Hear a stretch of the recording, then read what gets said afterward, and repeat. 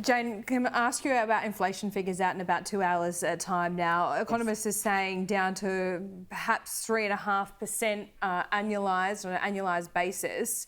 That's not within the RBA band. Also, economists saying even if it is at that level, the budget needs to be carefully managed as to not be inflationary. Would you agree with that? Well, this is something that the Coalition have been calling for a long period of time now, in fact, nearly 2 years.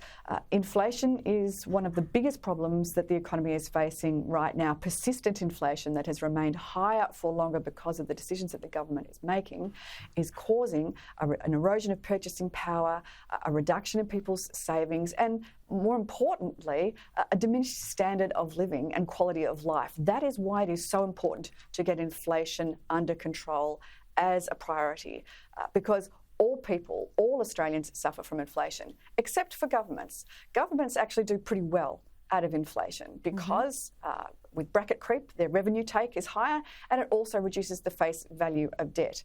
Now, just because governments do well out of inflation doesn't mean that it shouldn't be a priority to fix, because the people that have elected you are suffering because of this. In fact, we've seen real disposable incomes drop by around 7.5% in the last 2 years alone. If you are feeling poorer, there is a good reason for that.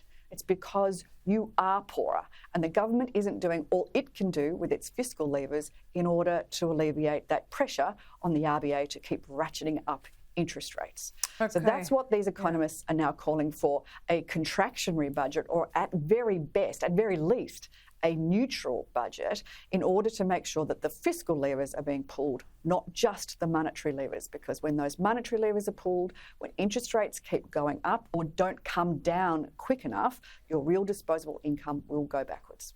Contractionary budget, that's the word I was looking for a little earlier. Jane, good to talk to you. We'll see you soon. Thanks, Laura.